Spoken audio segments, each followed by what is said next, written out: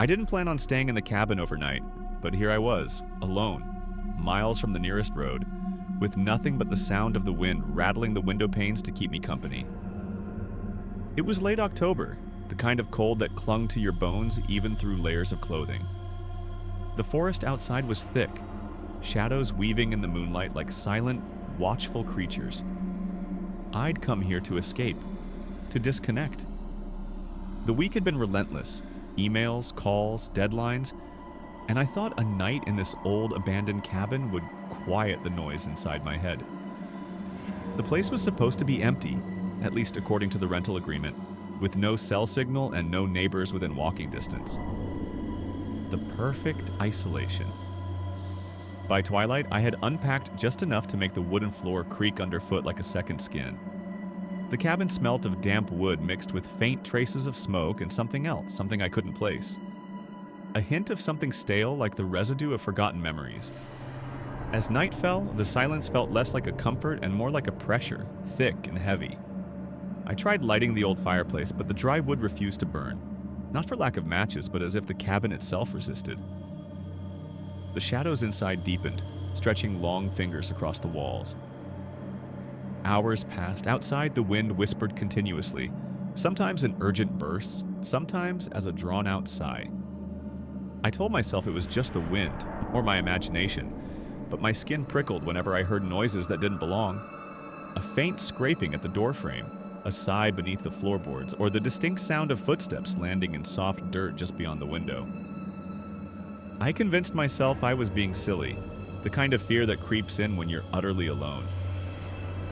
But then I noticed something else. My things, small things, weren't where I left them. My notebook shifted from the table to the floor. My coat hung on a different hook than before. I double-checked the locks and the windows. All were secured against intrusion.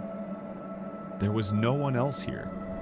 Yet something was rearranging my world while I wasn't looking. I sat back down, heart hammering, trying to rationalize. Maybe the floorboards creaked and moved under their own weight, but the feeling didn't subside. The temperature in the room dropped suddenly, my breath coming in quick clouds. Then the whispering started. Not outside, but inside my head. Soft voices, unintelligible at first, then indistinct phrases that felt like a warning. My grip on reality started to blur as if the cabin was eroding the boundary between the outside and my mind. Eventually, I found myself drawn to the old mirror hanging crookedly in the corner. The glass was cracked, the frame warped. I stared long and hard into that distorted reflection. At first, I only saw myself, pale, wide-eyed, tense, but then, just behind my shoulder, a flicker of movement. A shadow curled like smoke, just at the edge of the glass. I blinked, and for a moment, it looked like a face. Twisted, unreadable, watching. I turned quickly, heart pounding, but there was nothing. No one. Just the empty room, dark and still. Trying to steady myself, I whispered aloud, "Who's there?"